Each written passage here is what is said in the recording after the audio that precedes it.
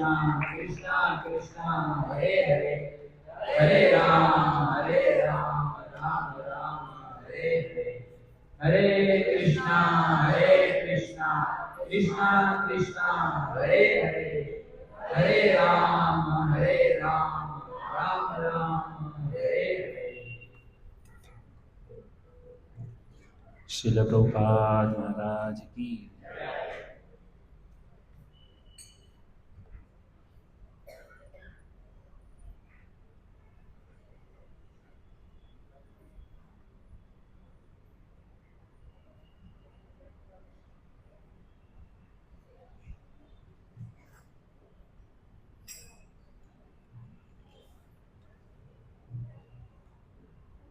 ओम नमो भगवते वासुदेवाय। ओम नमो भगवते वासुदेवाय।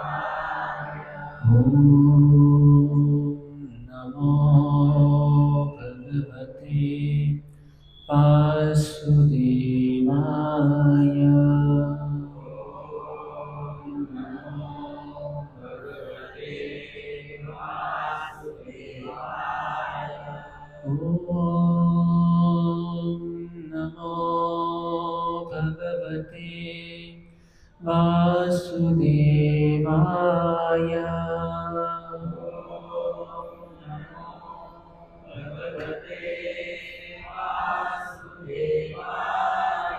ॐ ज्ञानतिमिरान्धस्य ज्ञानाञ्जनशलाकया चक्षुरुन्मीलितं येन तस्मै श्रीगुरवे नमः। श्रीचैतन्यमनोभीष्टं स्थापितं येन भूतले स्वयं रूपं कदा मह्यं ददाति स्वपदान्तिकम्।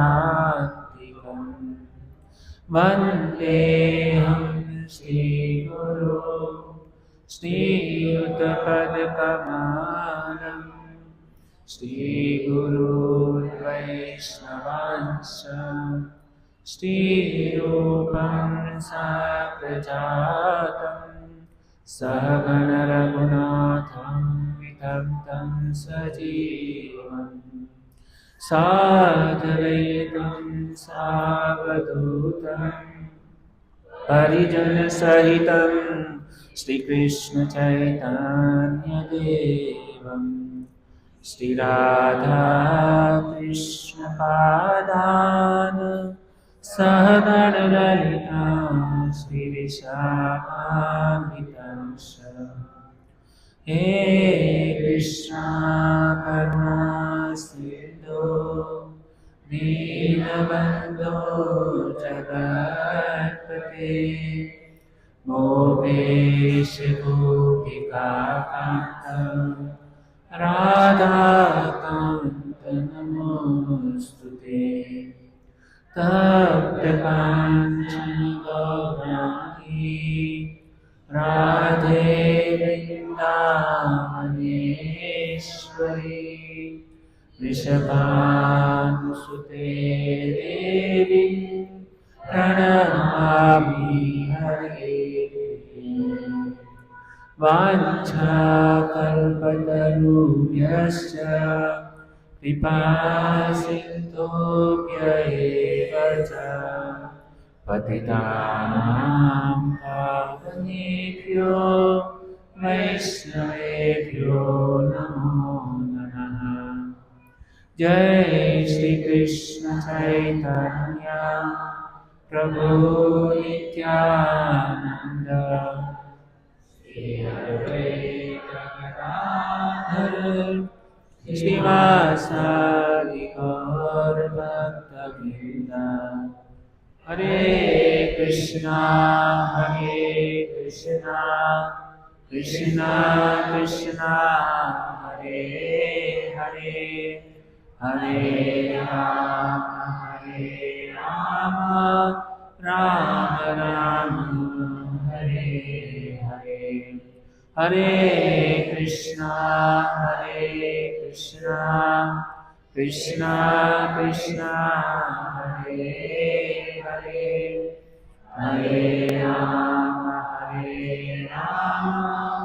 Rama Rama Hare Hare Hare Krishna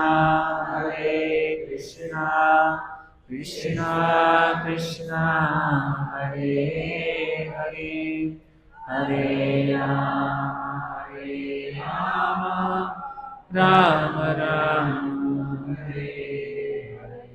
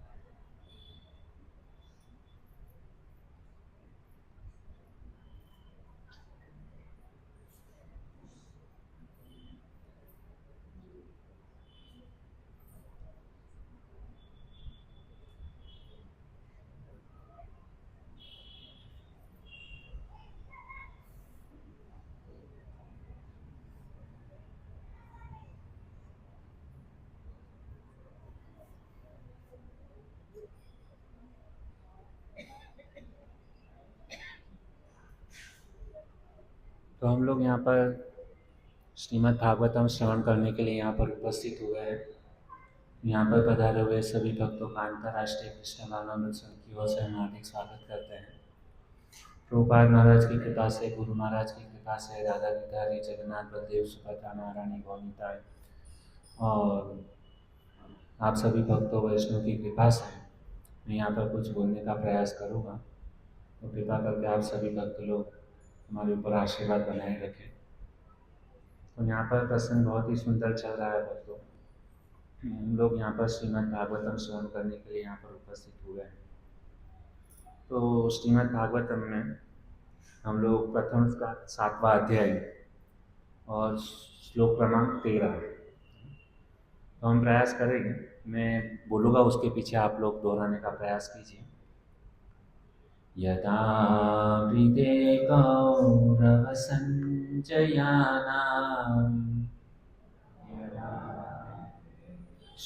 Shrimad Bhagavatam 1:7 और श्लोक क्रमांक 30।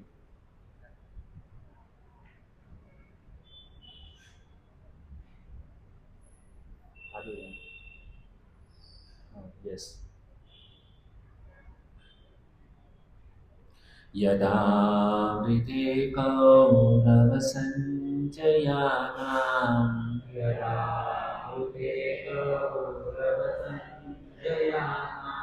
वीरेष्वतो वीर्गतिं गतेषु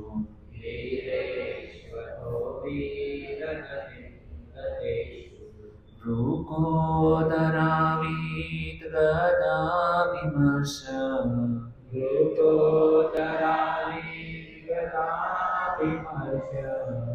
भग्नोरुदण्डे धृतराष्ट्रपुत्रे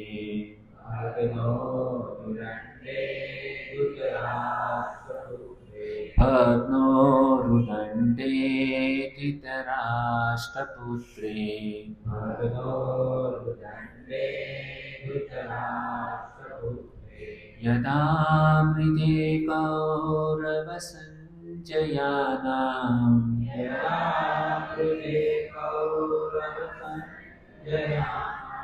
वीरेष्वतो वीर्गतिं गतेषु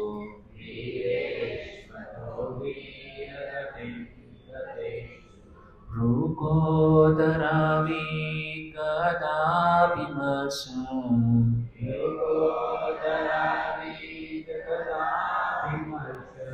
भग्नोरुदण्डे धृतराष्ट्रपुत्रे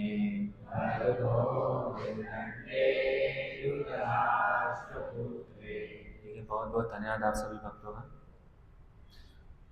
तो देखिए भक्तों, हम लोगों ने पिछले बुधवार को कथा सुनी। पिछले हफ्ते हमने कहाँ पर स्टॉप किया था? कथा को कहाँ पे विराम दिया था? हम किसकी कथा सुन रहे थे? गंगा को जन्म क्यों लेना पड़ा। ओके।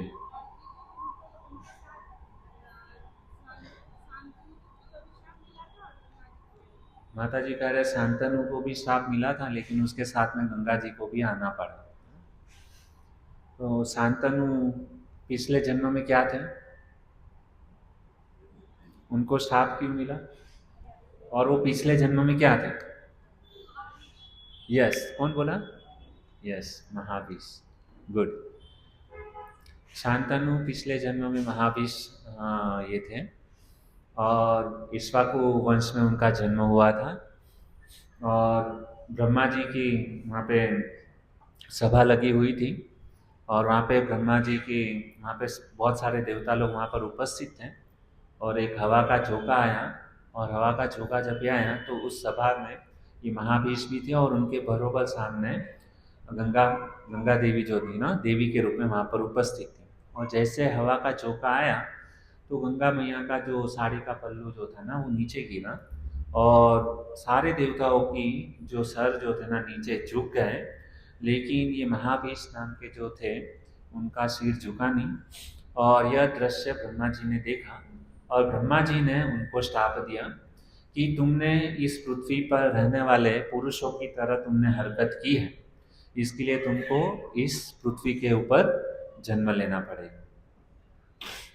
तो इस प्रकार से, और गंगा मैया को भी कहा कि महाभिषेक को कहा कि ये गंगा जो है ना, वही तुम्हारे दुख का जो है ना वो कारण बनेगी। ये किसने कहा?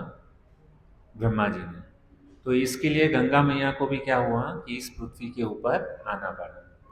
अभी भक्तों, घटना इस प्रकार से है कि शांतनु को श्राप मिला, तो श्राप के कारण उसको इस पृथ्वी के लिए महाभीष को श्राप मिला, उसके कारण वो यहाँ पर इस पृथ्वी के ऊपर आए। और जब भी वो यहाँ पे इस पृथ्वी के ऊपर आए तो उनका नाम था शांतनु। ये भरत महाराज के जो है ना, उन्होंने गोद लिया था शांतनु को। और वो शांतनु के क्या विशेष लक्षण थे? मैंने 2 लक्षण कुछ बताए थे। क्या? यस प्रभु। हाँ, शांतनु यदि उसकी दृष्टि किसी के ऊपर गिर जाए तो वो कभी बूढ़ा नहीं होगा, और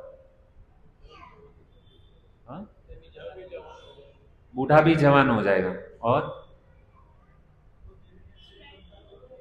हाँ, ये बड़ी बात है कि शांतनु को यदि कोई भी व्यक्ति देखता था तो उनका दुख दूर हो जाता था, सारी चिंता से मुक्त हो जाता था। ये शांतनु के क्या थे? लक्षण थे। इतने हाँ, कोई साधारण व्यक्ति नहीं थे। ठीक है, ठीक है। तो बस मैं अभी ज़्यादा प्रश्न नहीं पूछूंगा, क्योंकि समय है बहुत कम है हमारे पास में। लेकिन सबको याद होना चाहिए कि पिछले हफ्ते हम लोगों ने क्या सुना था। तो अभी गंगा मैया, शांतनु महाराज तो यहाँ पर आए, तो उसके साथ में गंगा मैया भी ऊपर से यहाँ पे नीचे आ रही थी। तो जैसे गंगा मैया नीचे आ रही थी तो उसको बीच में जो है ना एक घटना घटी। क्या घटना घटी? कि जैसे ये यहाँ पर आने लगी तो उनकी मुलाकात 8 वसुओं से हुई। अभी वो 8 वसु जो थे ना, उसकी भी एक कहानी, कथा के अंदर क्या है, कथा आ रही है। अभी जैसे 8 वसु मिले तो उनको भी श्राप मिला था। अभी उनको श्राप किसके द्वारा मिला था? तो सुनिए भक्तों, एक समय की बात है। अभी हुआ क्या कि ये जो 8 वसु जो है ना, वो क्या थे? देवता लोग थे। अभी ये जो देवता लोग जो थे ना, तो अपने एक समय क्या हुआ, अपनी पत्नियों के साथ घूमने के लिए बाहर गए थे। और जैसे वह अपनी पत्नी के साथ में बाहर गए थे, तो रास्ते में ऐसा हुआ कि वरुण के पुत्र वशिष्ठ ऋषि हैं, वो यज्ञ कर रहे थे। तो वो जब भी यज्ञ कर रहे थे तो उनके यज्ञशाला के अंदर एक नंदिनी करके गाय थी। और वो नंदिनी गाय ऐसी थी कि यदि कोई भी व्यक्ति उस नंदिनी गाय का दूध पी ले तो वो व्यक्ति 10,000 साल तक जिंदा रहेगा। ऐसी वो नंदिनी क्या थी? गाय थी। अभी हुआ क्या कि ये स्वर्ग से ये जो 8 वसु जो थे, 8 देवता जो थे ना, अपनी पत्नी के साथ में घूमने के लिए गए थे, तो बीच में वो वशिष्ठ ऋषि का आश्रम दिखाई दिया। अभी वो वशिष्ठ ऋषि ने वो गाय क्यों रखी थी? यज्ञ के लिए वो गाय की आवश्यकता होती है, तो एक जगह पे बांध करके उन्होंने रखा था। तो हुआ क्या कि वशिष्ठ ऋषि ध्यान में बैठे थे यज्ञ करने के लिए, और उसमें ये 8 वसुओं की इच्छा नहीं थी, लेकिन ये जो 8 वसु जो थे ना, उनकी पत्नियों ने इच्छा किया कि काश हमारे पास में ये नंदिनी गाय हमारे पास में आ जाए, और उनकी लालसा जगी कि हम भी है ना ज्यादा तक 10,000 साल तक जिंदा रहेंगे और इनके गाय से मतलब दूध निकालते रहेंगे और हमारी आयुष्य बढ़ती रहेगी। तो ये उनकी पत्नियों ने अपने पतियों से कहा कि आप जो है ना ये वशिष्ठ ऋषि के मां से गाय चुरा करके हमको दे दो।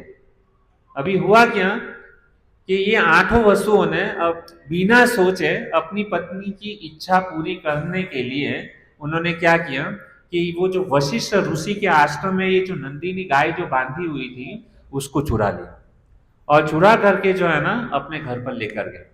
और इस बात का जब वशिष्ठ मुनि को पता चला तो वशिष्ठ मुनि ने ये 8 वसु को जो है ना उनको श्राप दे दिया। उनको श्राप दे करके कहा कि जाओ, तुमको इस मृत्यु लोक में जो है ना जन्म लेना पड़ेगा, इस प्रकार से। और उसमें भी 8 ये जो वसु जो थे ना, उसमें सबसे बड़े थे धो नाम के वसु। और धो नाम के वसु जो थे ना, उनको कहा कि तुमको जो है ना लंबे समय तक जो है ना इस पृथ्वी के मृत्यु लोक पे जो है ना वास करना पड़ेगा। ये धो नाम के ये जो वसु जो थे ना, उसको लंबा श्राप मिला। तो गंगा जैसे इस पृथ्वी पर आ रही थी तो गंगा मैया ने ये 8 वसु को भी देखा, और 8 वसुओं ने अपनी सारी ये जो घटना जो थी ना गंगा मैया को बताई। गंगा मैया ने कहा कि तुम टेंशन मत लो, और गंगा मैया ने उनको कहा कि मैं हर महीने जो है ना मैं तुमको जन्म दूंगी और एक एक करके जो है ना तुम्हारा उद्धार करूंगी। तो उन्होंने कहा ठीक है। तो इस प्रकार से गंगा मैया यहाँ पे पृथ्वी पर आती है, और ये गंगा मैया जो है ना उनका विवाह किसके साथ में होता है? शांतनु के साथ में उनका जो है ना विवाह होता है। अभी क्या हुआ कि ये शांतनु कौन थे? पूरे ये जो हस्तिनापुर जो था ना, पूरे भारतवर्ष के क्या थे? वो हस्तिनापुर की राज सिंहासन के ऊपर बैठे थे, राजा थे। और ये उनको ये गंगा मैया के साथ में क्या हुआ, उनका विवाह हो गया। और विवाह होते ही गंगा मैया ने जो थे ना बच्चे को जन्म दिया, पुत्र को जन्म दिया। और गंगा मैया ने शांतनु के साथ में जब विवाह किया तभी उन्होंने 2 शर्त रखी थी। वो 2 शर्त क्या थी? कि मैं कुछ भी करूं, आपको कुछ बोलना नहीं है, और दूसरा ये कि मेरे ऊपर कभी भी आपको गुस्सा नहीं करना है। तो ये 2 शर्त जो है ना गंगा मैया ने शांतनु से रखी थी, और शांतनु ने कहा ठीक है कि मैं आपके ऊपर कभी गुस्सा नहीं करूंगा, और आप जो भी कुछ करोगे उसमें मैं दखल अंदाज नहीं करूंगा, मैं कुछ बोलूंगा नहीं। तो इस प्रकार से उनका विवाह हुआ था। और जैसे गंगा मैया ने पुत्र को जन्म दिया, गंगा मैया क्या करने लगी? उस पुत्र को ले करके गंगा नदी में जो है ना उसको बहा दिया।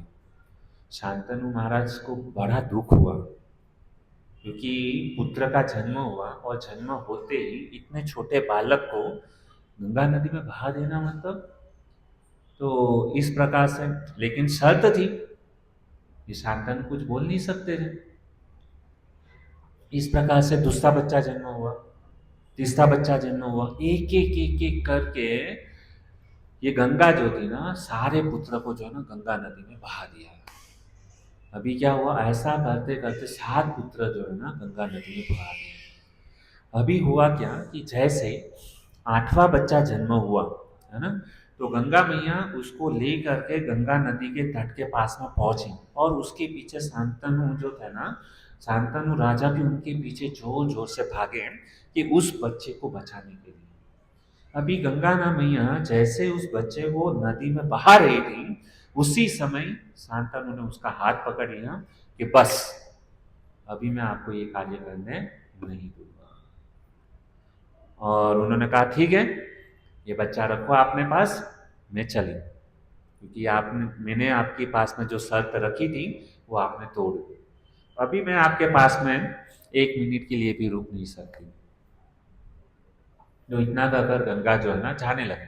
तो शांतनु ने पूछा, ठीक है तुम चले जाओ, उसका मुझे कुछ प्रॉब्लम नहीं है, दिक्कत नहीं है, लेकिन मैं आपसे एक प्रश्न पूछना चाहता हूँ। देखो अभी जो शर्त थी वो तो टूट गई, लेकिन आप मुझे ये बताओ कि आप इतने सारे बच्चे को इतना क्रूर कार्य, है ना, एक माता जो होती है ना उसको अपने बच्चे के प्रति कितना प्रेम होता है, और आपने क्या किया, आपने अपने ही हाथों से सारे बच्चे को नदी में बहा दिया। आपको, और उसमें भी उनको, वरना कोई माँ का बच्चा यदि मतलब कुछ भी हो जाता है, थोड़ी सी खरोच मात्र से लग जाती है तो माता का हृदय पिघलने लगता है, उसको दुख होता है। और यहाँ पर गंगा मैया को कुछ भी दुख नहीं हुआ। तो यहाँ पर एक प्रश्न हो सकता है, क्या गंगा मैया इतनी क्रूर थी? गंगा तो माता है ना, और आज उसी गंगा के अंदर हम नहा के हमारे पाप को हम धोते हैं, तो क्या गंगा नदी में इतनी क्रूरता हो सकती है? आप लोगों का क्या कहना है? हाँ? नहीं ना? तो ऐसा क्यों किया उन्होंने? हाँ, गंगा नदी ने वास्तविक में इसके लिए किया क्योंकि वो जो 8 वसु जो थे ना, उनको श्राप मिला था कि इस पृथ्वी लोक के ऊपर उनको जन्म लेना पड़ेगा मृत्यु लोक में। तो यहाँ पर वो न जाने कितने कष्ट सहते थे, तो उनको जल्दी से जल्दी मुक्ति मिल जाए, इसके लिए गंगा मैया ने क्या किया था, ये 7 वसु को क्या किया था, उन्होंने गंगा नदी में डाल दिया। और वो तुरंत ही जितने भी वसु को उन्होंने गंगा नदी में बहाया, वो तुरंत ही क्या हो गए, वापस अपने लोक में चले गए। अभी बचा क्या, ये 8वां वसु, लेकिन उसको वशिष्ठ मुनि ने लंबा श्राप दिया था कि तुमको इस पृथ्वी के ऊपर लंबे समय तक जो है ना रहना पड़ेगा। और वो कौन से वसु थे? हाँ, उनका नाम क्या था? ध्रुव नाम के वसु थे। क्या? ध्रुव नाम के वसु थे। भीष्मा तो नाम बाद में गिरेगा, लेकिन अभी क्या थे, वो ध्रुव नाम के वसु थे। तो ये ध्रुव नाम के वसु जो थे ना, वो शांतनु ने अपने पास में लिया। उनका नाम पड़ा देवव्रत। क्या नाम पड़ा? देवव्रत। अभी हुआ क्या कि ये जो देवव्रत जो था ना, उसको भी गंगा मैया जो है ना अपने साथ में लेकर के गई। और गंगा मैया जो थे ना, ये देवव्रत को अपने साथ में लेकर के जाती हैं और उसको धनुर्विद्या आदि सब सिखाती हैं, और कुछ 12 या 16 साल तक अपने पास में रखती हैं। और उसके बाद में ये गंगा मैया क्या करती है, अपने पुत्र को शांतनु के पास में वापस सुप्रत कर देती है। अभी हुआ क्या कि देवव्रत और भीष्म साथ में रहने लगे, लेकिन ये देवव्रत जो ना अंदर से उदास थे, क्योंकि पत्नी चली गई थी, उनके पास में पत्नी का सहारा नहीं था, तो उनका मन खिन्न रहा करता था। तो एक दिन की बात ऐसी हुई भक्तों कि ये शांतनु जो थे ना, शिकार करने के लिए जंगल में गए थे, और शिकार करके जब ही वापस आ रहे थे तो नदी के तट के ऊपर एक सुंदर सी कन्या थी, है ना, जो नाविक जो रहता है ना बोट में, इस पार से उस पार ये करते हैं, तो उस बोट को चलाने के लिए एक बहुत ही सुंदर स्त्री थी। उस बोट में बैठ करके शांतनु महाराज जो था ना नदी पार किए। लेकिन हुआ क्या कि शांतनु को ये जो कन्या जो थी ना, हाँ, तो उसको बहुत अच्छी लगी और उसका मन जो है ना उसके ऊपर आ गया। अभी शांतनु महाराज ने उस कन्या के सामने अपना प्रपोजल रखा कि मैं तुमसे विवाह करना चाहता हूँ। तो ये जो नाव चला रही थी, उस कन्या का नाम था सत्यवती। क्या नाम था? सत्यवती। उसका और एक नाम था मत्स्यगंधा। लेकिन और वो मत्स्यगंधा जो था ना, हाँ, उनसे वेद व्यास जी का जन्म हुआ था। अभी उसकी भी बहुत लंबी कहानी है, उसमें चले जाएंगे तो कथा यहाँ पे ही खत्म करना पड़ेगा। खाली इतना समझिए भक्तों कि वो जो सत्यवती पहले मत्स्यगंधा नाम से ये प्रख्यात थी, क्योंकि उनका जन्म मछली से हुआ था। और इसके लिए उसके शरीर से जो है ना मछली की बदबू आती थी। लेकिन ये वेद व्यासी के जो पिता जो थे ना, उनका नाम है पराशर ऋषि। अभी वो पराशर ऋषि और उनका जो था ना विवाह हुआ था, और उनसे वेद व्यासी का जन्म हुआ था। और पराशर ऋषि ने उनको कहा था कि तुम पुत्र को जन्म दोगी तो तुम्हारा ये कुंवारापन जो है ना नष्ट नहीं होगा, और तुम्हारे शरीर से जो गंध आती है ना, वो गंध नहीं आएगी, उसकी जगह पे सुगंध आने लगेगी। तो इस प्रकार से उनका ये कहानी है, मैंने बहुत शॉर्ट में आपको बताया। तो उनके पहले से ही उनका क्या था, विवाह हो गया था, और उनसे वेद व्यासी का जन्म हुआ था। वेद व्यासी कौन, कि जिन्होंने इतने सारे ग्रंथों की रचना की, वह वेद व्यासी। उनकी माता का नाम था सत्यवती। अभी ये जो शांतनु राजा जो थे ना, वो शांतनु राजा ये सत्यवती के प्रति मोहित हो गए। अभी सत्यवती से प्रपोजल रखा कि मैं तुमसे विवाह करना चाहता हूं। तो सत्यवती ने कहा कि देखो, आपको यदि मेरे साथ में विवाह करना है तो आपको सबसे पहले मेरे पिता की परमिशन लेनी होगी, मेरी पिता की आज्ञा लेनी होगी। तो उन्होंने कहा ठीक है, मैं अभी चलता हूँ तुम्हारे पिता के पास में। तो ये दोनों गए और शांतनु ने अपना प्रपोजल सत्यवती के पिता के पास में रखा और उनको कहने लगे कि मैं तुम्हारी कन्या के साथ में विवाह करना चाहता हूँ, और मैं बहुत बड़ा ये भूमंडल का राजा हूँ, हस्तिनापुर की गादी के ऊपर बैठता हूँ। सारा प्रपोजल रखा। तो और उन्होंने कहा कि मेरा एक पुत्र है जिसका नाम है देवव्रत। अभी ये सत्यवती के जो पिता जो थे ना, उन्होंने कहा कि ठीक है, तुम हमारी कन्या के साथ में विवाह करना चाहते हो, कोई बात नहीं, लेकिन मेरी एक शर्त है। क्या शर्त है? मेरी यह शर्त है, मैं मेरी कन्या का विवाह तुम्हारे साथ में तभी कराऊंगा कि यदि सत्यवती के गर्भ से जो भी पुत्र जन्म लेगा, वही उसके बाद में हस्तिनापुर का राज सिंहासन संभालेगा। यदि आपको यह, और वही राजा बनेगा। यदि आपको यह शर्त मंजूर है तो मैं मेरी कन्या को अभी आपके साथ में विवाह करवाने के लिए तैयार हूं। अभी हुआ क्या, शांतनु ने कहा कि देखो, ऑलरेडी मेरा एक पुत्र है देवव्रत, और मैं तुम्हारी कन्या के घर से जो भी बच्चा जन्म लेगा उसको मैं राजा नहीं बना सकता, क्योंकि मेरा बड़ा पुत्र जो है ना, क्योंकि ऐसा होता है कि राजा का बड़ा बेटा ही जो होता है ना, वो राज सिंहासन के ऊपर बैठेगा। तो उन्होंने कहा कि ठीक है, तो फिर ये आपने जो प्रपोजल रखा है वो मुझे मान्य नहीं है। तो बेचारे शांतनु बहुत ही उदास होकर के वापस अपने घर पर आए, और बहुत ही मतलब खिन्न रहने लगे, बहुत उदास उदास रहने लगे। गंगा मैया पहले से चली गई थी, और ये शांतनु जिससे प्रेम करता था, है ना, उसके पिता ने इतनी बड़ी शर्त रख दी, तो मना किया क्योंकि अड़चन थी। तो अभी हुआ क्या कि कालांतर से किसी प्रकार से देवव्रत को पता चल गया कि हमारे पिताजी बहुत उदास रहते हैं। पिताजी से पूछा आपकी उदासी का कारण, लेकिन शांतनु राजा ने बताया नहीं। लेकिन अव्वल नंबर का पुत्र वही होता है कि जो अपने माता पिता की बात को जान ले, उसकी इच्छा पूर्ण करे। तो किसी ना किसी प्रकार से ये देवव्रत को पता चल गया कि हमारे पिता किसी स्त्री को चाहते हैं, उसे प्रेम करते हैं, है ना, लेकिन उसमें अड़चन रूप जो है ना मैं हूं। तो उस समय क्या हुआ कि ऐसे देखा जाता है कि यदि पुत्र का विवाह करना हो ना, तो पिता जो है ना अपने पुत्र के लिए कन्या देखने के लिए जाता है। लेकिन ये इतिहास ऐसा है भक्तों कि पिता के लिए लड़की ढूंढने के लिए कौन जा रहा है? पुत्र जा रहा है। तो ये देवव्रत जो है ना, उसने क्या किया, अपने पिता को लेकर के जो है ना किधर गए? सत्यवती के पिता के पास में। और सत्यवती के पिता के पास में कहा कि बोलो, ये मैं मेरे पिता का विवाह तुम्हारी कन्या के साथ में करना चाहता हूं, तुमको क्या प्रॉब्लम है? तो उन्होंने कहा कि तुम ही सबसे बड़ी अड़चन हो। तो उसने कहा कि ठीक है, क्या है? कि उन्होंने कहा कि ठीक है, उन्होंने कहा कि मेरी शर्त यह है कि सत्यवती के घर से जो भी पुत्र जन्म होगा वही राजा बनेगा, क्या यह तुमको मान्य है?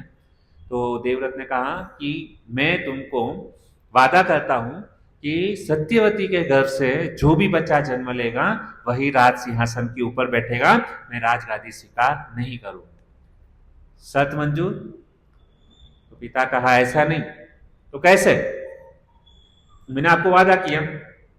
वो बोला ऐसा नहीं, देखो कि कल तुम्हारा विवाह होगा, अभी तो तुम मुझे प्रॉमिस दे रहे हो कि भाई मैं राज सिंहासन के ऊपर नहीं बैठूंगा, लेकिन जब भी तुम्हारा विवाह होगा, है ना, तुम्हारी पत्नी आएगी, शादी करोगे, तो स्त्रियों का भरोसा नहीं है ना।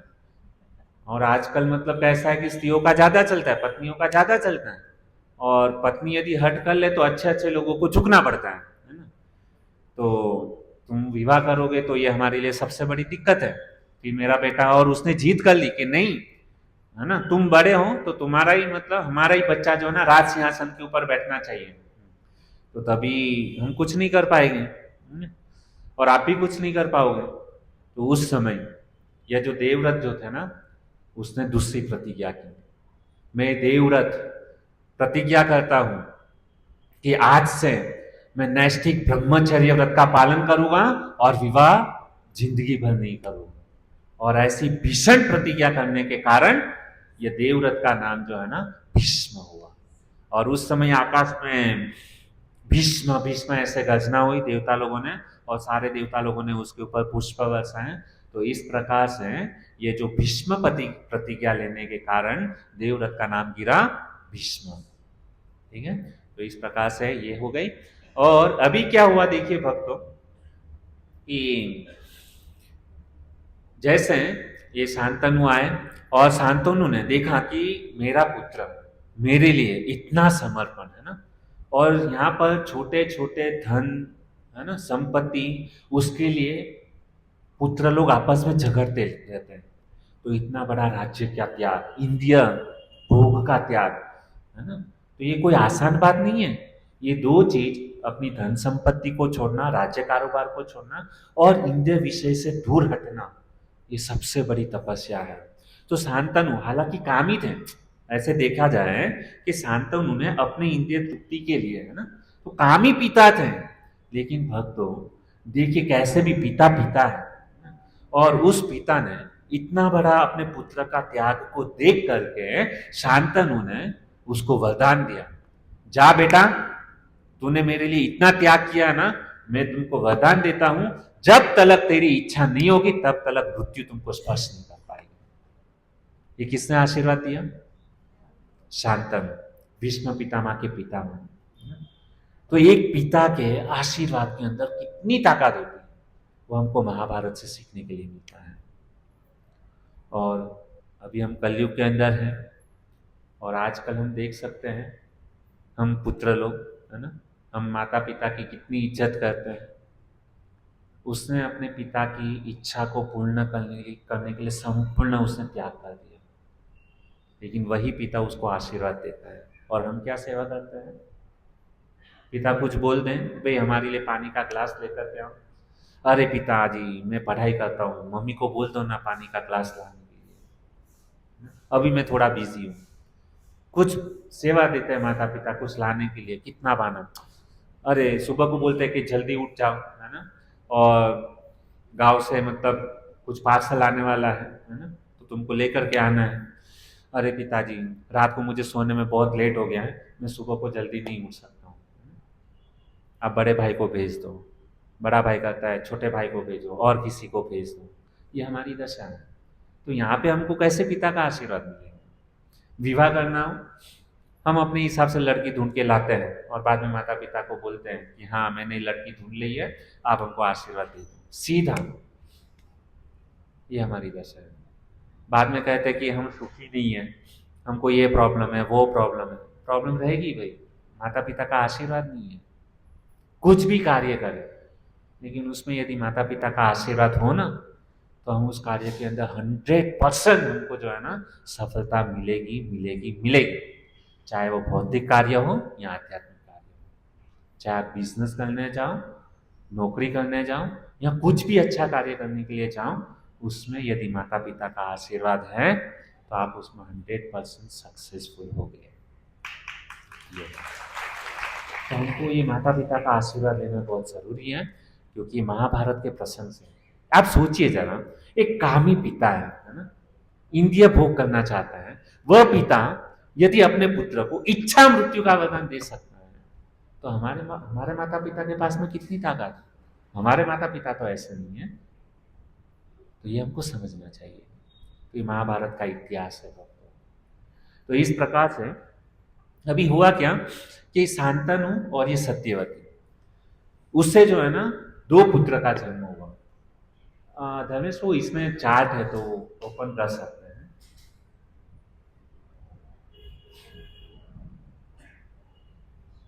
उसमें जो नीचे वाला चार्ट है ना, शांतनु वाला, नीचे नीचे, हाँ बस बस ये सामने रखिए। देखिए यहाँ पे सबसे पहले आप देखेंगे शांतनु राजा, नीचे गंगा और सत्यवती, गंगा और सत्यवती का विवाह हुआ। अभी हुआ क्या कि यहाँ पे जो लेफ्ट साइड के ऊपर है, गंगा से भीष्म देव का जन्म हुआ, उन्होंने विवाह नहीं किया, तो इसके लिए उसका फैमिली ट्री नहीं है। लेकिन उसके राइट साइड में गंगा मैया और सत्यवती से क्या हुआ, 2 पुत्र का जन्म हुआ। एक है चित्रांगद और दूसरा है विचित्र वीर्य। चित्रांगद का भी यहाँ पे जो है ना उल्लेख नहीं, ऊपर ऊपर के चार्ट में रहेगा था। हाँ। सत्यवती ऊपर, हाँ यहाँ पे है, ये देखो सेकंड लाइन में ना, गंगा और सत्यवती बच्चे है ना, गंगा से सत्यवती आजीवन ब्रह्मचारी, और दूसरा जो है ना चित्रांगद और विचित्र वीर्य। तो गंगा ये सत्यवती और शांतनु से 2 पुत्र का जन्म हुआ। एक हुए चित्रांगद और दूसरे हुए विचित्र वीर्य। अभी ये जो चित्रांगद जो थे ना, एक समय की बात है कि वो युद्ध करने के लिए गए। तो युद्ध करने के लिए गए ना, तो गंधर्वों के साथ में उनका जोरदार युद्ध हुआ, और उस युद्ध के अंदर चित्रांगद जो है ना उसकी मृत्यु हो गई। तो अभी क्या हुआ, एक ही बच्चा बचा, वो कौन है, विचित्र वीर्य। अभी हुआ क्या कि विचित्र वीर्य है ना, वो अकेले थे, अभी उसका विवाह करवाना था। तो ये जो भीष्म पितामह जो है ना, उसके लिए कन्या कहां से उठा करके लेकर आए, काशी नरेश की जो थी ना कन्या थी, 3 कन्या। अभी 3 कन्या का नाम क्या है, अंबा, अंबिका और अंबालिका। ये तीनों को उठा करके जो है ना, कौन, भीष्म पितामह जो है ना काशी नरेश की कन्या को उठा करके सीधा जो है ना यहाँ पर लेकर के आए। अभी वो जैसे काशी नरेश की कन्या को उठा करके रथ में बिठा करके ला रहे थे चुरा करके, तो उस समय अंबा ने कहा रुको। तो भीष्म ने कहा क्या हुआ, तो उसने कहा कि मैं जो है ना साल्व नरेश जो है ना, मेरा मन जो है ना उसमें है, साल्व नरेश, मैं साल्व नरेश के साथ में विवाह करना चाहती हूं, तो कृपा करके मुझे मुक्त करो। तो तुरंत ही भीष्म पितामह ने क्या किया, रथ को रोका, और ये जो अंबा जो थी ना उसको जो है ना खुला छोड़ दिया, और अंबा जो है ना साल्व नरेश के पास में गई, और साल्व नरेश को कहने लगी कि मैं तुमसे प्रेम करती हूँ और मैं तुमसे विवाह करना चाहती हूँ। तो साल्व नरेश ने कहा कि तुम्हारा तो अपहरण हो गया है, इसके लिए मैं तुम्हारे साथ में विवाह नहीं कर सकता।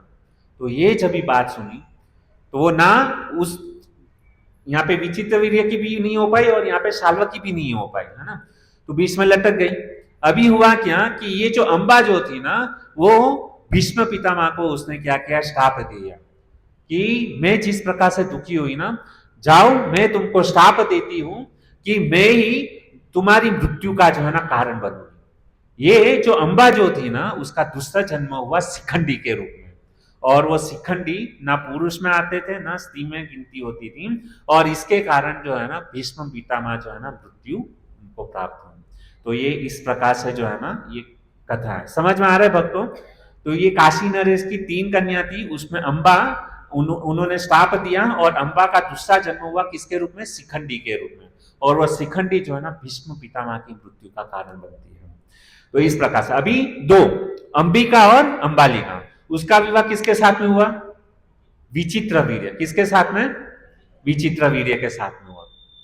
अभी क्या हुआ भक्तों कि जैसे विचित्र वीर्य के साथ में जब भी उनका विवाह हुआ ना, तो ये जो विचित्र वीर्य जो है ना, वो अपनी पत्नियों में सबसे ज्यादा आसक्त है, और क्या हुआ कि बिना संतान के ही उनको जो है ना क्षय रोग हो गया, और ज्यादा स्त्री में आसक्त होने के कारण उसकी मृत्यु हो गई। अभी क्या हो गया वापस, ये भारतीय सिंहासन जो था ना वो खाली, क्योंकि कोई पुत्र ही नहीं है। भीष्म पितामह थे, वह राज सिंहासन लेने नहीं वाले थे। उन्होंने भीष्म प्रतिज्ञा की थी कि मैं राज सिंहासन के ऊपर बैठूंगा नहीं। सत्यवती से जो भी मतलब ये होगा वही आगे चल करके वो राज संभालेगा। अभी हुआ क्या कि ये विचित्र वीर्य जो था ना उसकी भी मृत्यु हो गई। अभी भारतीय राज सिंहासन जो है ना पूरा खाली हो गया। अभी क्या करे, राज सिंहासन के ऊपर किसको बिठाए? ये बड़ी समस्या जो है ना किसके पास में आ गई? सत्यवती के पास में। अभी सत्यवती का, मैंने पहले कहा, देखो कथा के अंदर कथा आ रही है, ध्यान से सुनिएगा। अभी ये सत्यवती के गर्भ से पहले वेद व्यासी का जन्म हो चुका था, है ना। तो सत्यवती ने ये राज सिंहासन को संभालने के लिए कोई तो वंशज चाहिए, तो उन्होंने अपने पुत्र को बुलाया और सत्यवती ने वेद व्यासी को कहा कि तुम्हारी भाभीियों से पुत्र उत्पन्न करो। देखिए ये कलयुग के अंदर जो है ना ये चीज मना है ना, लेकिन द्वापर युग तक जो था ना वो भी विशेष कारण, मतलब विशेष कारण था, क्योंकि वंशज आगे चलाना था, राज सिंहासन के ऊपर बैठने वाला कोई नहीं था। तो विशेष परिस्थिति में जो है ना वेद व्यास जी ने जो है ना अपने भाभीियों से जो है ना पुत्र उत्पन्न किए, और वो भी अपने को वेद व्यास जी की इच्छा नहीं थी, लेकिन माता की आज्ञा थी। मैंने पहले ही कहा कि माता पिता यदि जो भी आज्ञा दे ना उसको पुत्र को करना चाहिए। तो वेद व्यास जी ने पहले तो मना कर दिया कि मैं ये कार्य नहीं करूंगा, लेकिन माता की आज्ञा थी, तो माता की आज्ञा को पूर्ण करने के लिए अपने को कुरूप बना करके जो है ना वो वहां पर गए। और सबसे पहले किसके पास में गए? सत्यवती ने जो है ना वेद व्यास जी के पास में जो है ना अंबिका को भेजा। अंबिका को भेजा कि जाओ तुम वेद व्यास जी के पास में। और सबसे पहले जो थी ना अंबिका जो थी ना वेद व्यास जी के पास में जाती है, और वेद व्यास जी को देख करके ये जो अंबिका जो थी ना उसकी आंखें भय के कारण जो है ना उसकी आंखें बंद हो गई। तो वेद व्यास जी ने अंबिका को देखा और उसकी आंखें बंद हो गई, तो उससे जो पुत्र हुआ ना उसका नाम हुआ धृतराष्ट्र। क्या नाम हुआ? धृतराष्ट्र। और वो क्या थे? जन्म से अंध थे, क्योंकि जैसे उन्होंने वेद व्यासी को देखा भय के कारण उनकी आंखें बंद हो गई। इसके लिए अंबिका के गर्भ से जो बच्चा, जो पुत्र जन्म हुआ वो कैसा निकला? अंधा निकला, और उसका नाम हुआ धृतराष्ट्र। अभी अंधा व्यक्ति भी प्रॉब्लम है ना, राज सिंहासन कैसे कर पाए? बाद में सत्यवती ने क्या किया, अंबालिका को जो है ना वेद व्यासी के पास में भेजा। और अंबालिका जैसे वेद व्यासी के पास में जाती है तो क्या होता है, ये अंबालिका जो है ना वो पीली पड़ गई, वो डर गई, और डर के मारे उसका पूरा शरीर जो है ना पीला पड़ गया, और इसके कारण उसके गर्भ से जो पुत्र जन्म हुआ उसका नाम हुआ पांडु। क्या नाम हुआ?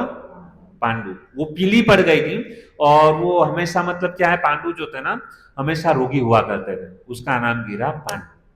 अभी क्या हुआ कि वापस सत्यवती ने जो है ना अंबिका से कहा कि तुम वापस एक बार वेद व्यास जी के पास में जाओ। तो अंबिका तो पहले से डरी हुई थी, है ना, तो उसने क्या किया, अंबिका ने क्या किया, अपनी दासी को जो है ना वेद व्यास जी के पास में भेज दिया। और जैसे वेद व्यास जी के पास में वो अंबिका ने अपनी दासी को भेजा ना, तो दासी डरी नहीं, एकदम बिंदास थी। और उस समय जैसे ही वेद व्यास जी की दृष्टि उसकी दासी के ऊपर पड़ी, तो उनके गर्भ से जो जन्म हुए उनका नाम था विदुर जी। तो ये महाभारत का इतिहास है। दासी के गर्भ से जो जन्म हुआ उनका नाम है विदुर। अभी ये विदुर की भी एक अलग कहानी है। अब ये विदुर कौन थे? विदुर कौन थे? यस, विदुर जो थे ना, कौन बोले? यस, विदुर जो है ना वो धर्मराज थे। अभी ये विदुर जी जो थे ना वो धर्मराज के अवतार है, तो विदुर जी को यहां पे क्यों आना पड़ा? विदुर जी धर्मराज के अवतार है ना, हाँ, तो उनको यहां पे क्यों आना पड़ा? उनको श्राप मिला था। क्या श्राप मिला था? अभी इसकी भी एक कहानी कि एक समय की बात है, इनको श्राप देने वाले कौन थे? मांडव्य ऋषि, मांडव्य ऋषि का आपने नाम सुना होगा। मांडव्य ऋषि के श्राप के कारण जो है ना धर्मराज जो है ना उनको इस पृथ्वी के ऊपर जन्म लेना पड़ा, और उनका श्राप था कि तुमको जो है ना दासी पुत्र बनना पड़ेगा, और इसके लिए ये दासी पुत्र होने के कारण उनका नाम हुआ विदु जी। अभी घटना इस प्रकार से है भक्तों कि एक समय जो है ना एक राज्य था, वहां पे राजा पूरा मतलब राज्य चला रहे थे। तो उस राजा के दरबार में चार चोर लोगों ने कुछ चोरी किया, और वो चोरी करके वहां से भागे, और उसके पीछे चोर को पकड़ने के लिए पूरा सैन्य जो है ना चोर को पकड़ने के लिए जो है ना उसके पीछे भागा। अभी हुआ क्या कि वो चारों चोर जो है ना ये मांडव्य ऋषि जो थे ना वो तपस्या में मग्न थे, और उसकी झुपड़ी में जाकर के ये चोर लोग छुप गए, और ये तो मतलब भागे, और सैन्य ने मतलब उनको कहा कि कहां पर छुपा के रखा है चोरों को। तो मांडव्य ऋषि तो एकदम ध्यान में थे, कुछ बोले नहीं, और उसके कारण सैनिक लोगों ने क्या किया, उनको लगा कि ये ऋषि ने ही इन चारों चोरों को किधर तो छुपाया है, तो ऋषि को ही उठा करके जो है ना राजा के सामने जो है ना उसको रखा। और उस समय सैनिक लोगों ने कहा कि यही वो है जो चोर है, जिसको चोरों को सहारा दिया है, यही पाप का अधिकारी है। तो राजा ने तुरंत ही उसको जो है ना सूली पर, राजा ने तुरंत ही आदेश दिया कि ये जो ऋषि जो है ना उसको सूली पर चढ़ाया जाए। तो वो मांडव्य ऋषि जो है ना राजा को कुछ नहीं बोले कि मेरा गलती नहीं है, मुझे तो पता भी नहीं है कुछ, है ना। तो उन्होंने चुपचाप इस दर्द को सहन किया, और राजा ने जैसे आदेश दिया तो मांडव्य ऋषि को जो है ना एक बड़ी सी जो सूली जो रहती है ना उसके ऊपर उनको क्या क्या रखा गया। लेकिन आश्चर्य की बात यह हो गई भक्तों, काफी समय तक सूली पर रहने के बाद भी मांडव्य ऋषि को कुछ हुआ नहीं, और तब भी राजा को पता चला कि मुझसे बहुत बड़ी गलती हो गई है। तो वो राजा जो है ना ऋषि मुनि के चरणों में गिर गए, और ऋषि को पास माफी मांगने लगे। उनको तुरंत ही सूली पे से नीचे उतार दिया, और ऋषि जो है ना राजा को कुछ नहीं बोले, और तुरंत ही ऋषि जो है ना उनको ये सजा मिली ना, किसके द्वारा सजा मिली, धर्मराज के कारण, यमराज के कारण मुझे ये सजा मिली। तुरंत ही वह ऋषि मांडव्य ऋषि जो है ना यमलोक पहुंचे, और यमलोक पहुंच के धर्मराजा को कहने लगे कि बताओ मेरी क्या गलती है, मैं ध्यान में बैठा था, मैंने कुछ अपराध नहीं किया, और आपने मुझे किस गलती के कारण मुझे सूली पर चढ़ाया। तो उस समय ही धर्मराजा ने कहा कि जैसे उन्होंने अपना बुक खोला, अकाउंट खोला, तो अकाउंट खोल करके यमराज ने, धर्मराजा ने मांडव्य ऋषि को कहा कि तुम जब 12 साल के थे तभी तुमने क्या किया था, एक तितली को पकड़ करके कांटे से तुमने उसके ऊपर सुई को भोंका था, इसके लिए तुमको ये सजा। तो उस समय ऋषि जो थे ना मांडव्य ऋषि, उन्होंने कहा कि उस समय में बच्चा था, अज्ञात में मैंने, अज्ञान के कारण मैंने यह कार्य किया था, और इसकी तुम इतनी बड़ी मुझे सजा दे रहे हो। जाओ, मैं तुम्हें श्राप देता हूं कि तुम्हें इस पृथ्वी लोक के ऊपर जो है ना एक दासी के पुत्र के रूप में तुमको जन्म लेना पड़ेगा। तो उसके श्राप के कारण, मांडव्य ऋषि के श्राप के कारण, यह जो ऋषि ये धर्मराज जो थे ना उनको कहां पे आना पड़ा, इस पृथ्वी के ऊपर। हालांकि वो श्राप था, लेकिन धर्मराज चाहते थे कि यहाँ पे मैं नरक लोक में रह रह के जो है ना मैं कंटाल गया हूं, मुझे क्या करना है, भगवान श्री कृष्ण का जो है ना दर्शन करना है। वास्तविक में ये तो श्राप तो एक बहाना था, लेकिन ये तो धर्मराज जो धर्म के अवतार हैं, वो क्या अपने श्राप को ये नहीं कर सकते क्या, है ना। लेकिन उन्होंने इस श्राप को स्वीकार किया, क्योंकि वो भगवान श्री कृष्ण का दर्शन करना चाहते थे। भगवान इस पृथ्वी के ऊपर अवतरित होने वाले थे, तो इसके लिए विदुर जी ने इस श्राप को जो है ना ग्रहण किया। तो इस प्रकार से उनका जन्म हुआ। ठीक है, समझ में आ गया भक्तों। तो सबसे पहले सत्यवती और शांतनु, उनका विवाह हुआ, उनसे 2 पुत्र का जन्म। कौन से, एक चित्रांगद, दूसरे विचित्रवीर्य। चित्रांगद की मृत्यु कहां पर हुई, गंधर्वों के द्वारा युद्ध में उसकी मृत्यु हो गई। अभी दूसरे बच्चे विचित्रवीर्य, विचित्रवीर्य का विवाह किसके साथ में हुआ, अंबिका और अंबालिका, है ना। अभी अंबिका से जो पुत्र का जन्म हुआ वो क्या हुआ, धृतराष्ट्र। वो जन्म से क्या थे, अंधे थे। दूसरे पुत्र का नाम क्या हुआ, पांडु। उसका जन्म किससे हुआ, अंबालिका से हुआ, है ना। और तीसरे कौन थे, विदुर जी। विदुर जी का जन्म किससे हुआ, दासी से। ठीक है, तो इतना घटना समझ में आ गया। अभी भक्तों हम आगे बढ़ते हैं। तो इस प्रकार से ये महाभारत का हमारा एक इतिहास है। ये जो हम कुंती महारानी की जो स्तुति करने वाले हैं ना, तो उसका ये बेस है। यदि ये समझ में आ जाएगा तो कुंती महारानी आगे क्या क्या स्तुति करेगी वो हमको बहुत अच्छी तरीके से समझ में आएगा। अभी हुआ क्या भक्तों कि धृतराष्ट्र जन्म से अंधे थे, पांडु वो पहले से क्या थे, बीमार मतलब रहते थे, लेकिन ये पांडु और विदुर विदुर दासी पुत्र थे। अभी ये जैसे जैसे ये तीनों पुत्र जो है ना बड़े हुए, तो अभी ये प्रश्न ये उठा कि ये तीन पुत्र में से राज सिंहासन के ऊपर किसको बिठाया जाए। तो सभी लोगों ने निर्णय किया कि राज सिंहासन के ऊपर उसी को बिठाया जाए कि जो ज्ञानी हो, है ना, जो अच्छी तरीके से प्रजा को देख सके, उसका पालन कर सके, उसको हम राजा बना सकते हैं। तो सबसे पहले बड़े कौन थे? धृतराष्ट्र। नियम के अनुसार धृतराष्ट्र राज सिंहासन के ऊपर बैठने चाहिए, लेकिन धृतराष्ट्र जन्म से क्या थे? अंधे थे, और अंधा व्यक्ति ठीक तरीके से राज्य संभाल नहीं सकता, तो इसके लिए वो कैंसिल हो गए। दूसरे थे विदुर जी। विदुर जी शक्तिशाली भी थे, बुद्धिमान भी थे, लेकिन प्रॉब्लम क्या था कि विदुर जी क्या थे? एक दासी के पुत्र थे, तो दासी के पुत्र को भी राज सिंहासन के ऊपर बिठाया नहीं जा सकता। तो लास्ट में ऑप्शन एक ही बचा। सभी ऋषि मुनियों के मंतव्य के अनुसार ये पांडु जो थे ना, उनको हस्तिनापुर की राज सिंहासन के ऊपर उनको राजा का पद उनको दिया गया। अभी ये जो पांडु जो थे ना, उन्होंने बहुत ही सुंदर तरीके से अपना राज्य का कारोबार किया। अभी ये जो पांडु जो थे ना, उनका विवाह किसके साथ में हुआ? पांडु महाराज की जो थे नी दो पत्नी थी। कौन सी? एक कुंती और दूसरी माद्री, है ना। तो पांडु का विवाह जो है ना कुंती और माद्री के साथ में हुआ। अभी हुआ क्या भक्तों, यहाँ पे भी एक कथा है। कथा ऐसी है भक्तों कि जैसे इनका विवाह हुआ तो प्रायः हम देखते हैं कि ये पांडु जो थे ना हमेशा जो था ना बीमारी अवस्था में रहते थे। तो एक समय की बात यह है भक्तों कि ये पांडु जो थे ना जंगल में अकेले शिकार करने के लिए गए थे। तो जैसे ही जंगल में शिकार करने के लिए गए थे, और प्राय राजा लोग जो थे ना शिकार करने जाते थे, तो जैसे शिकार करने गए तो वहां पर हुआ क्या कि मृग की आवाज सुनाई दी, और जैसे पांडु को मृग की आवाज, मृग यानी हरण, हरण की जैसे आवाज सुनाई दिया, तो उन्होंने शब्द भेदी बाण जो है ना उसको प्रयोग किया।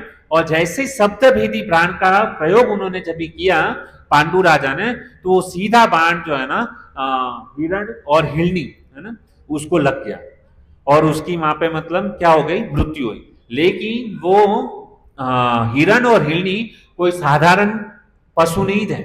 वह हिरण और हिरणी कौन थे? उनको एक वास्तविक में वो एक ऋषि और ऋषि पत्नी थे। समाज के भय के कारण अपना रूप बदल करके वो जो है ना संग कर रहे थे, तो उसके कारण ये जो शब्द भेदी बाण जो था ना उनको उसी समय मतलब उनको जो है ना लग गया और उनकी मृत्यु हुई। लेकिन मृत्यु से पहले उस ऋषि का नाम था किंदन ऋषि। अभी ये जो किंदन ऋषि जो थे ना, उन्होंने राजा पांडु को श्राप दिया कि तुमने हमारा वध किया है, जाओ मैं तुमको श्राप देता हूं कि जिस समय तुम तुम्हारी पत्नी को स्पर्श करोगे उसी समय तुम्हारी मृत्यु होगी। इस प्रकार से पांडु को जो है ना श्राप मिल गया, और पांडु बेचारे निराश होकर के मतलब घर पर आए, और ये बात जो है ना प्राय सबको पता चल गई कि पांडु महाराज को जो है ना इस प्रकार से श्राप मिला है। और ऐसे भी वो बीमार हुआ करते थे। तो हुआ क्या कि प्राय जो व्यक्ति बीमार होता है तो वो व्यक्ति क्या करता है, वन जो है ना जंगल उसके लिए बहुत अच्छा, क्योंकि वन की हवा जो है ना वो अच्छी सेहत के लिए अच्छी होती है। वहाँ के फल फ्रूट वगैरह हम खा के हमारे शरीर को हष्ट पुष्ट कर सकते हैं। तो ये जो जंगल जो है ना वो बहुत ही मतलब सुखदायक होता है बीमार व्यक्ति के लिए, और भजन करने के लिए भी भक्तों ये जो वन जो है ना वो हमारे लिए बहुत ही अच्छा माना जाता है। प्राय भक्तों को भजन करने के लिए यदि सबसे अच्छी यदि कोई जगह है तो वह क्या है? वन, जंगल। तो इस प्रकार से वह जंगल उन्होंने पसंद किया, और जंगल में जा करके जो है ना वह रहने लगे। और ऐसे हमारे भागवतम में सप्तम स्कंद के अंदर भी बहुत ही मतलब सुंदर वर्णन आता है कि प्रहलाद महाराज जब भी गुरुकुल के अंदर मतलब गए थे पढ़ाई करने के लिए, तो उस समय भी क्या हुआ था भक्तों कि गुरुकुल में जब भी वो पढ़ाई करने के लिए गए थे तो वहाँ पर उनके गुरु ने उनको मतलब भौतिक विद्या उन्होंने मतलब उनको सिखाई थी। तो उस समय पढ़ाई पूरी करके वेकेशन जब भी होता है तभी वापस अपने घर पर आते हैं बच्चे लोग, है ना। तो हिरण्यकशिप ने प्रहलाद महाराज को अपने गोद में बिठाया, है ना। और गोद में बिठा करके जो है ना हिरण्यकशिप प्रहलाद महाराज को पूछता है कि आओ बेटा, उसके सर के ऊपर हाथ घुमाते हुए पूछते हैं कि तुम गुरुकुल में पढ़ाई करने के लिए जाते हो, तो मुझे ये बताओ कि तुमको कौन सी विद्या सबसे अच्छी लगी। तो उस समय जो है ना प्रहलाद महाराज बहुत ही सुंदर कहते हैं श्रीमद् भागवतम के अंदर 7वें स्कंद के अंदर 5वें अध्याय में 5 नंबर के श्लोक के अंदर प्रहलाद महाराज कहते हैं, तत्साधु मन्ये असुरवर्य देहिनां सदा समुद्विग्नदीयाम् असद्ग्रहात् हित्वात्म पापं गृहमन्धकूपं वनं गतो यद् रीमाष्टयेत्। कहते तत् साधु मन्ये असुर वर्य देहिना, अपने पिता को जो है ना पिता नहीं कहते, प्रहलाद महाराज जो है ना अपने पिता को क्या कहते हैं, तत् साधु मन्ये असुर वर्य देहिना। ये सुन के जैसे मतलब अपने पिता को असुर वर्य कहा ना, तो ये हिरण्यकशिप तो बहुत खुश हुआ कि वाह, मेरा पुत्र जो है ना कितना बुद्धिमान है ना। मुझे क्या कर रहा है, असुर वर्य, कि हे असुरों में सर्वश्रेष्ठ, है ना। वो कहते हैं कि तत् साधु मन्ये असुर वर्य देही नाम सदा समुदिग्ध आयाम असद ग्रहात हित्वात पापम गृह अंधकूपम। वो कहते हैं कि ये संसार भौतिक जगत जो है ना वो अंधकूप है, और इस अंधकूप में व्यक्ति कभी भी सुखी नहीं हो सकता। तो उन्होंने कहा, इस प्रकार से वो प्रहलाद महाराज जो है ना हिरण्यकशिप अपने पिता को कहता है कि भौतिक जगत जो है ना दुखालय में शाश्वत है, और इस दुखालय शाश्वत में कभी भी व्यक्ति सुखी नहीं हो सकता जब तक वनम गतो यद अरिमाश्रयेता। यदि व्यक्ति को सुखी होना है तो वन में जाकर के विष्णु की भक्ति करनी चाहिए। यही सबसे बड़ी क्या है, विद्या है जो मैंने ये सीखी है। और जैसे ही मतलब ये हिरण्यकशिप ने जैसे ही सुना, वो तुरंत ही उन्होंने संड और अमर को बुलाया कि तुम इनको क्या सिखा रहे हो, है ना। और इस प्रकार से उनको डांटने लगे। तो मेरा कहने का तात्पर्य यह है कि वनम, ये पांडु महाराज ने जो है ना वन को सिलेक्ट किया, क्योंकि वहां पे भजन भी अच्छा कर पाएंगे और दूसरा क्या, सेहत भी अच्छी होगी, तो वन इसके लिए उन्होंने सिलेक्ट किया। तो इस प्रकार से पांडु जो है ना वो वन में रहने लगे अपने दोनों पत्नियों के साथ में।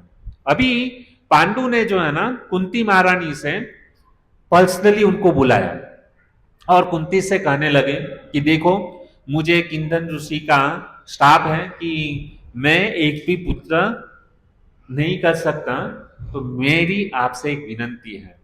क्या विनंती है कि तुमको, ये जो कुंती महारानी जो थी ना, उनको दुर्वासा ऋषि के द्वारा आशीर्वाद मिला था कि तुम जब भी चाहो तभी कोई भी देवताओं का आह्वान कर सकते हो और वो तुम्हारी इच्छा पूर्ण करेंगे। तो ये बात जो है ना पांडु महाराज को पता थी, और पांडु ने क्या किया, कुंती महारानी को बुला करके कहा कि देखो, मैं तो अभी जैसे मतलब तुमको स्पर्श करूंगा तो मेरी मृत्यु हो जाएगी, और तुमको दुर्वासा ऋषि का जो है ना आशीर्वाद प्राप्त है, और तुम क्या करो कि देवताओं का आह्वान करके पुत्र उत्पन्न करो।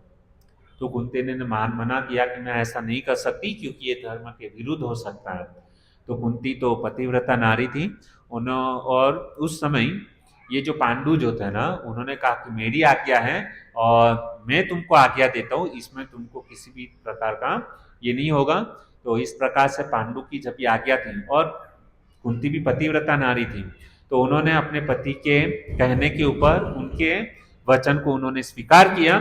और कुंती सबसे पहले पांडु ने कहा कि देखो, ये हम जो भी कर रहे हैं वो धर्म के अनुसार कर रहे हैं, तो इसके लिए मैं तुमको निवेदन करता हूं कि सबसे पहले तुम जो है ना धर्म देवता का आह्वान करो, धर्म राजा का आह्वान करो।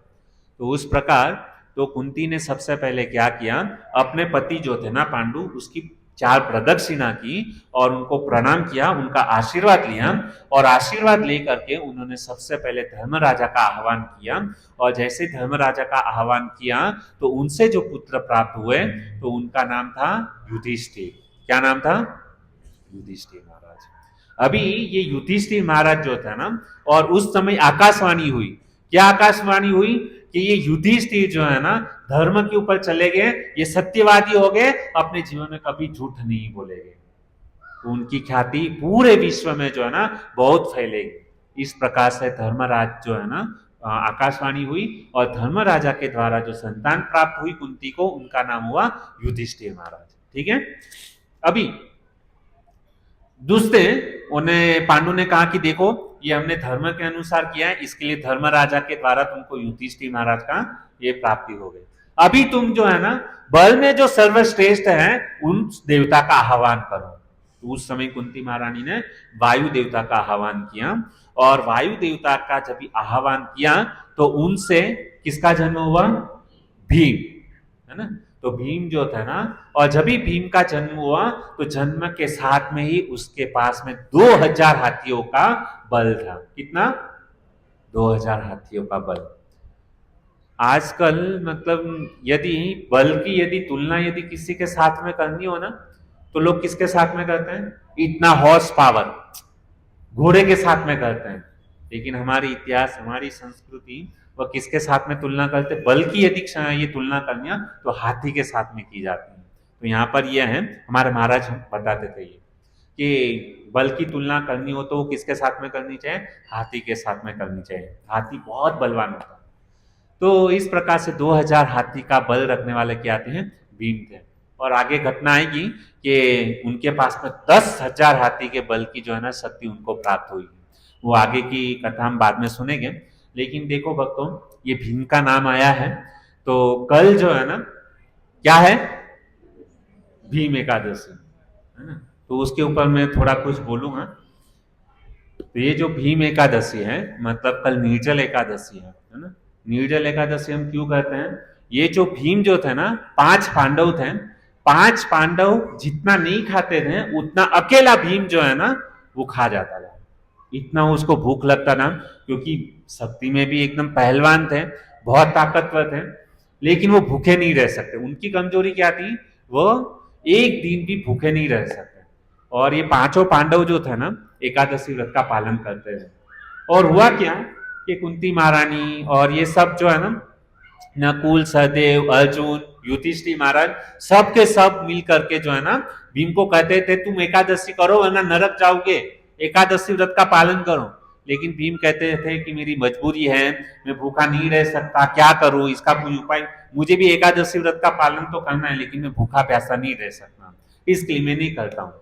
तो कुंती महारानी को चिंता हुई कि यदि ये एकादशी व्रत का पालन नहीं करेगा तो इसको नरक में जाना पड़ेगा। तो अभी इसका सॉल्यूशन क्या? तो कुंती महारानी ने वेद व्यास जी को बुलाया और वेद व्यास जी को कहा कि हमारा ये जो पुत्र जो है ना एकादशी व्रत का पालन नहीं करता है, तो वो पालन नहीं करेगा। शास्त्र में लिखा है कि यदि एकादशी व्रत का पालन नहीं करते तो नरक में जाना पड़ेगा, तो इसका कुछ उपाय बताइए। तो उस समय वेद व्यास जी जो थे ना बहुत ही सुंदर मतलब जो है ना उपाय बताते हैं, और भीम को कहा कि देखो कि साल में जो है ना 24 एकादशी आती है ना, एक साल के, एक महीने में 2 एकादशी, तो एक साल में 24 एकादशी है। ऐसे तो सारी एकादशी व्रत का पालन करना बहुत जरूरी है, लेकिन तुम भूखे नहीं रख सकते हैं, तो मैं तुमको एक ऐसी एकादशी व्रत का पालन करने के लिए बोलता हूं कि तुमको जो है ना ज्येष्ठ महीने में जो एकादशी आती है ना, तो ज्येष्ठ महीने की एकादशी जो है ना तुमको क्या करना है? निर्जल, उस दिन साल में खाली एक एकादशी व्रत का पालन करो। उस एकादशी व्रत का पालन करने से सारी की सारी एकादशी व्रत का पालन करने का फल जो है ना तुमको मिल जाएगा। लेकिन ये एकादशी कैसी करनी है? पानी भी नहीं पीना है ना। और इस प्रकार से तुम केवल एक एकादशी व्रत पालन करोगे तो तुमको सारी एकादशी का फल मिल जाएगा और तुम नरक में जाने से जो है ना बच सकते हो। तो इस प्रकार से कल के दिन है ना, कल पांडव, उसको दूसरा नाम है पांडव निर्जल एकादशी भी कहा जाता है। तो उस दिन भीम जो थे ना वो खाने में इतने 10,000 हाथी का शक्ति रखने वाले भीम जैसे हैं, उन्होंने भी है ना, क्या किया था, कल के दिन निर्जल, पानी भी नहीं पिया था, निर्जल एकादशी व्रत का पालन किया था भक्तों। तो हम सब भक्तों का भी कर्तव्य है, इतनी बड़ी एकादशी जो है ना कल के दिन में है, तो हो सके तो यहाँ पे जितने भी भक्त बैठे हैं निर्जल एकादशी व्रत का पालन करें, ताकि यदि हमसे 24 एकादशी आती है वो सारा का सारा फल जो है ना कल के दिन में हमको प्राप्त हो सकता है। यदि हम जो एकादशी रहते, हो सकता है उसमें कभी मतलब जाने अनजाने में हमसे टूट गई, बराबर ध्यान नहीं रखा, पारण बराबर से ठीक से नहीं किया, लेकिन कल यदि कोई भी व्यक्ति उस एकादशी का पालन करता है तो सारी एकादशी में जो भी गलती होती है वो भगवान माफ कर देते हैं। इसके लिए हम सबको क्या करना चाहिए, निर्जल एकादशी व्रत जो है ना उसका पालन करना चाहिए। ठीक है, जो वृद्ध हैं, जो बीमार हैं, जिसको मेडिसिन लेना है, वो व्यक्ति पानी पी करके ये कर सकते हैं। और कोई व्यक्ति है कि जिसको मतलब डायबिटीज प्रॉब्लम है, मतलब डॉक्टर ने कहा है खाना खाने के बाद ही मतलब है, तो एटलीस्ट कल के दिन जो है ना अन्न मत खाओ, है ना। आपको प्रॉब्लम है, खाली फलाहार करो, है ना, उसके ऊपर मत जाओ। ठीक है, फल खा करके, पानी पी करके और विदाउट वाटर रह सकते तो सबसे बेस्ट है। साल में खाली एक दिन आता है, एक दिन हमको जो है ना ये उपवास, उप यानी नजदीक, वास है ना, वास, उसका नजदीक बैठना, किसके नजदीक बैठना, भगवान और उनके भक्तों के नजदीक बैठना, उसको उपवास कहा जाता है। तो ये कल एकादशी है, तो हम क्या करेंगे, कल के दिन में ज्यादा से ज्यादा भक्तों क्या करेंगे, हरि नाम का जप करेंगे। कल के दिन में हो सके तो हमको 64 माला करना चाहिए, 108 माला करना चाहिए, 128 माला करना चाहिए, जितना हो सके उतना कल हरि नाम जपना चाहिए। कल के दिन हम जितना भी जप करेंगे, हरि नाम जप करेंगे, उसका 1000 गुना फल जो है ना हमको प्राप्त होगा। ये एकादशी निर्जल एकादशी व्रत की महिमा है। ज्यादा से ज्यादा भागवत पढ़ो, भक्तों का संग करो, भागवत कथा सुनो, और सबसे ज्यादा यदि कोई करने लायक है तो जप, हरे कृष्णा कृष्णा कृष्णा हरे हरे, हरे राम राम राम हरे हरे।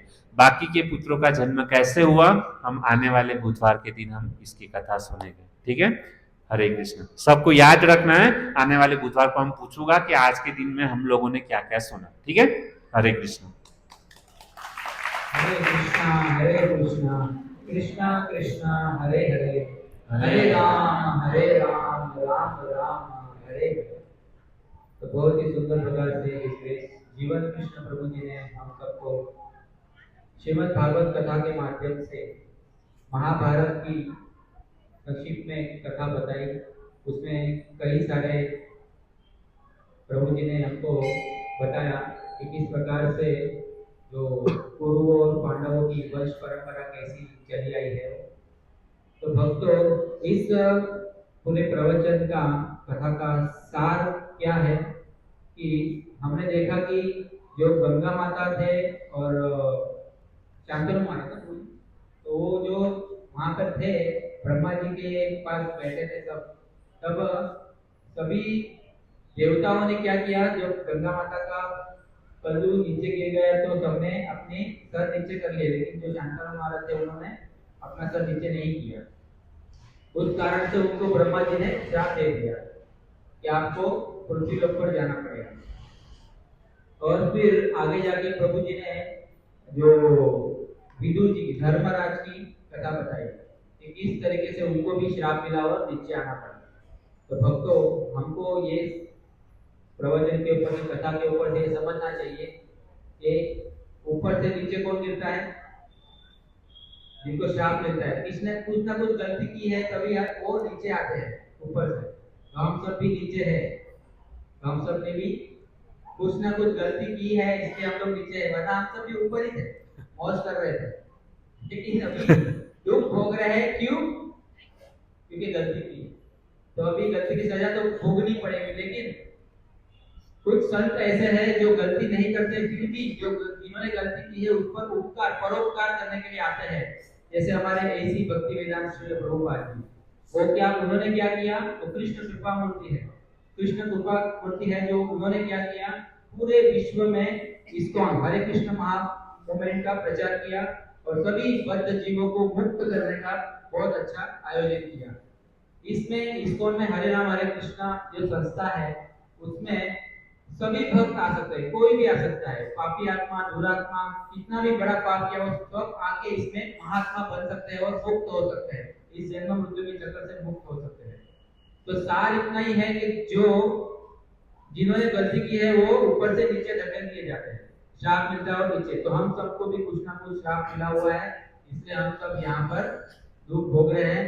तो अभी इससे छूटने का प्रयास क्या है, प्रभु जी ने अभी अंत में बताया, कल निर्जला एकादशी है, तो हम सबको क्या करना है, निर्जला एकादशी का पालन करना है, जितना हो सके उतना ज्यादा से ज्यादा हरे कृष्ण महामंत्र का जप करना है, कीर्तन करना है, ज्यादा से ज्यादा भगवत कथा, कृष्ण की कथा सुननी है। देखिए भक्तों, कृष्ण का नाम, कृष्ण की कथा और कृष्ण का धाम, ये तीन से हम जुड़े रहेंगे तो हम अवश्य इस जन्म मृत्यु के चक्कर से मुक्त हो सकते हैं। तो बहुत अच्छा प्रभु जी ने हम सबको बताया। तो ऐसे ही आप सब आते रहिए। आइए प्रभु जी का हरे कृष्ण महामंत्र से अभिवादन करते हैं।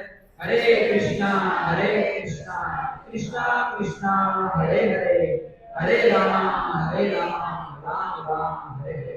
और आज का जो सुंदर महाप्रसाद है वो एक भक्त ने स्पॉन्सर किया है, उन्होंने नाम लेने से मना किया है। तो आइए, उनके भी हृदय बहुत बड़ा है, उन्होंने नाम लेने से मना किया है, तो उनका भी हरे कृष्ण महामंत्र से उनके परिवार के लिए भगवान से प्रार्थना करते हुए एक बार महामंत्र का उच्चारण करेंगे। हरे कृष्णा कृष्णा कृष्णा हरे हरे, हरे राम राम राम हरे हरे। और आने वाली 16 जुलाई को जगन्नाथ रथ यात्रा महामहोत्सव है, जो जगन्नाथपुरी में मनाई जाती है। ऐसी भव्य रथ यात्रा इस्कॉन मीरा रोड मंदिर में भी आयोजित की जाती है हर साल। तो इस साल भी रथ यात्रा महामहोत्सव 16 जुलाई को है। आप सब आइए, भाग लीजिए। और बेहतर ग्रुप में हम सबको मसाले की सेवा की गई है। मसाला जो वहाँ पर जो प्रसाद बनता है ना, 50,000 से 1 लाख भक्त कुछ प्रसाद लेते हैं वहाँ पर सब, तो उसमें जो मसाला होता है सांबार में डालने वाला, तो उसकी सेवा जो है वो हमको देसर ग्रुप को दी गई है। तो उसकी धनराशि कुछ 1 लाख से 1.5 लाख रुपया है। तो हम सब भक्तों को क्या करना है, किधर से भी जो जिसको आप कुछ भी दे सकते हो, या तो फिर आपके अड़ोस पड़ोस से भी धन मांग सकते हो, जगन्नाथ जी के लिए, हमारे लिए नहीं, जगन्नाथ जी के लिए, रथ यात्रा के लिए। वहां पर सब भक्त लोग प्रसाद लेंगे, उस प्रसाद में जो मसाला लगता है उसकी सेवा हमको देशर ग्रुप को दी गई है। तो उसके लिए आप कहीं से भी डोनेशन ला सकते हो और वहाँ धर्मेश प्रभु को दे सकते हो। यहाँ पर कहीं से भी अड़ोस पड़ोस से, या आपके कोई सगा संबंधी हो, या आपके पास कोई ऐसे धनी व्यक्ति का संपर्क हो, उससे भी आप ले सकते हो और उनको इनवाइट कर सकते हो आप कि सबको कि जगन्नाथ रथ यात्रा में आइए, जगन्नाथ जी का रथ खींचिए, जगन्नाथ जी का दर्शन कीजिए और अपने जीवन को धन्य कीजिए। जगन्नाथ जी का महाप्रसाद खाने का भी बहुत बड़ा महत्व है। जगन्नाथ जी का जो रथ है वो खींचने का बहुत बड़ा महत्व है। तो आप सब भी आइए और आपके सगे संबंधी, मित्र और जो भी भक्त है, आज अड़ोस पड़ोस में उन सबको भी लाइए और उनका जीवन भी धन्य कीजिए। तो आप सबका बहुत बहुत धन्यवाद। इसी प्रकार आते रहिए और हमें सेवा का अवसर प्राप्त कराते रहिए। और जिन भक्तों ने अभी भी व्हाट्सएप ग्रुप जो है देसर प्रोग्राम का, उसमें अपना नाम नहीं लिखवाया है, उसमें ऐड नहीं हो, तो अभय गिरधारी प्रभु जी है वहां पर, तो उनको अपना नाम और नंबर दे दीजिए ताकि आपको ग्रुप में ऐड कर दे, ताकि आपको सभी मैसेज मिलते रहे। हरे कृष्णा। बहुत बहुत धन्यवाद आप सभी भक्तों का। इसी प्रकार आते रहिए। महाप्रसादे गोविंदे नाम ब्राह्मणे वैष्णवे स्वल्पपुण्यवतं राजन् विश्वासिने वजायते। शरीर अविद्याजात धरेन्द्रियताहिकाल जीवे पहले विशेषा करे ताल मध्य जीवाती योग माया सुदुर्मति ताके जगा कठिन संसारे कृष्ण बड़ो दयामय परिवारे जीवाजय स्वप्रसादन नदियो भाई सेयनामृत पाओ श्री श्री राधा कृष्ण गुण गाओ प्रेमेला गो श्री चैतन्य निताय जय निमाय जय निताय जय श्री कृष्ण चैतन्य प्रभु नित्यानंद श्री अद्वैत गदाधर श्रीवासादि गौर भक्तवृंद। हरे कृष्णा कृष्णा कृष्णा हरे हरे, हरे राम राम राम हरे